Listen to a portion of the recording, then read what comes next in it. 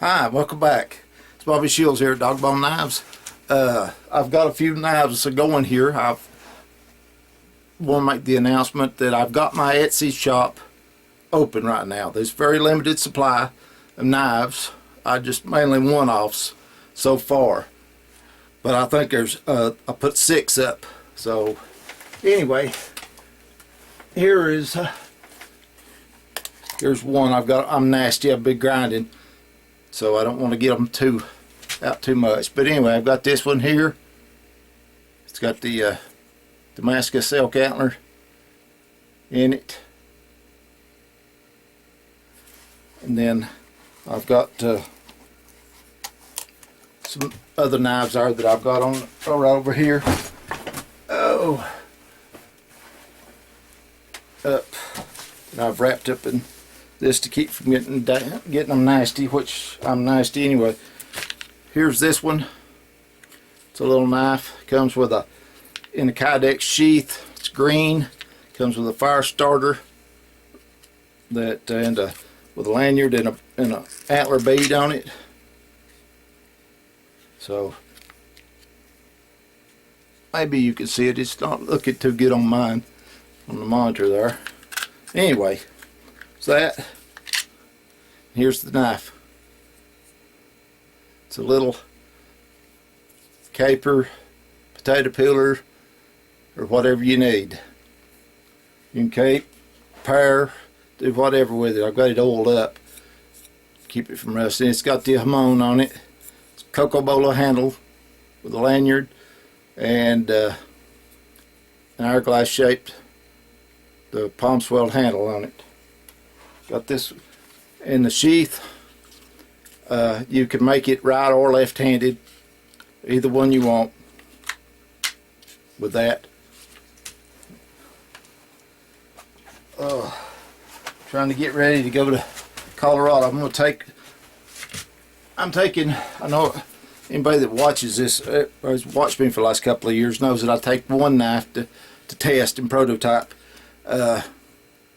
every year so far, and this year it's this one. It's my S7 1. It's my Series S7 Series 1. This is the largest of the 3 survival type knives that so it has a bearing in the handle. It doesn't have any jimping on the back of it, so it can be used as a flint and steel. And it's got a false edge up on top right there, a little bit, just to make it a spear point, and the holes are for lashing it through to a shaft. Same with this one. It can be right or left-handed. I run out of fire starters, so I put one on this one. So anyway, there's this one. Then here is the smallest of the survival type knives that I'm making. It's the S7 III, and it can also be made right or left-handed. This one is acid etched and then mustard patinaed on it. So, and it has the same spindle bearing in there for fire starting. Fits your hand good. It's not palm swelled or anything. But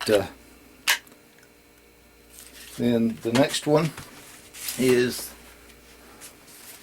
let's see, the S7 Series 2, and it is also right or left-handed.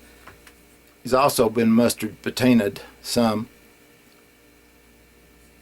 This one has jimping on it. This edge up here on the spear point is not sharp, but it can be made sharp in just a little bit. It don't like much of being sharp. This edge is sharp. All of them are. And like I said, with this one you get a fire starter also, and a right ambidextrous. All you got to do is take the belt hanger off and move it over to the other side. The same way with the starter. fire starter, you just take it off and move it to the other side, and that gives you a right or left-handed carry. But I may or may not post another video on this before I go to Colorado, but I'll take my camera and do the review of the knife out there like I have the other ones, and try to keep you updated a little bit about how everything's going. But I have about 7 or 8 knives that I've been grinding on today, and I thought, you idiot, why ain't you turned the camera on? I couldn't answer that, so I grabbed the camera and done it, turned it on. This right here is going to be a little chopper, a little chef's knife or cleaver type knife. I'll put a bolster on it, and then I will put a bone handle on it. So that would do it. That'll do real good. Make a kydex sheath for this. Also, I've got a couple of Skinners gut hook versions of my little knife that's I just now got the profile on them. I hadn't edge trimmed or nothing. I got to finish doing all the choil and everything, the finger choil and everything, before I do anything with this. And I'll hamon all of these probably tomorrow, maybe. Well, like I said, there's another one. And here's a clip point. Kind of my version of a small Bowie knife, I guess. It's just a clip point. I've got an order for a clip point on an antler to be done on an antler for an antler handle. I'll do it. Put a that'll work all right. Get rid of that. And this one I've got to get done before I go. And I've got a couple of little ones here. I've got this one. It will be on an antler. I may not have an antler for this big enough for this one yet. I'll see. Got just another little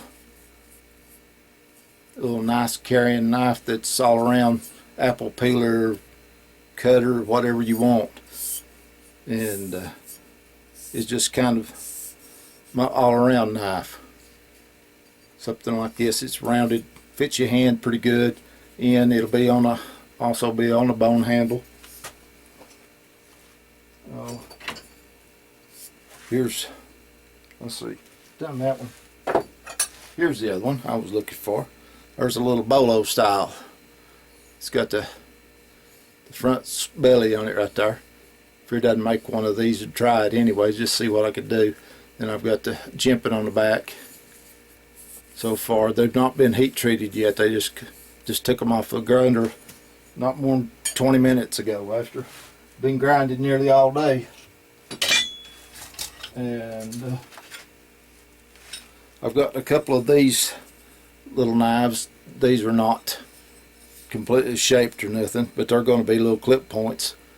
And just make these little short knives and everything, put them on little handles so that well, they just carry them anywhere about it.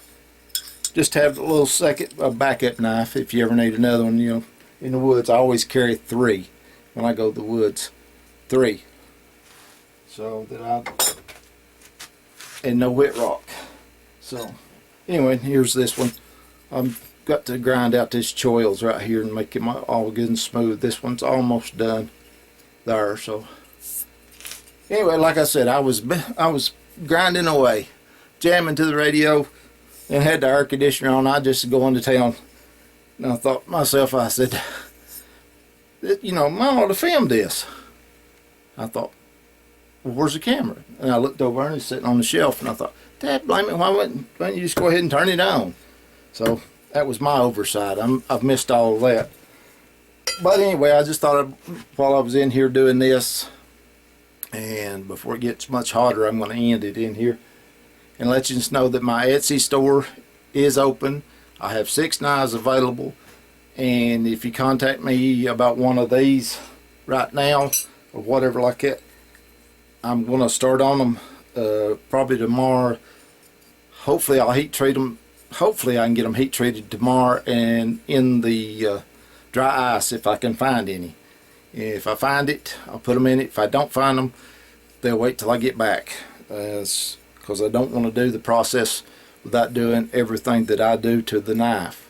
It makes that grain structure in there really small, and tons of it when I do it, because I broke the one knife because I didn't understand how the ABS test works.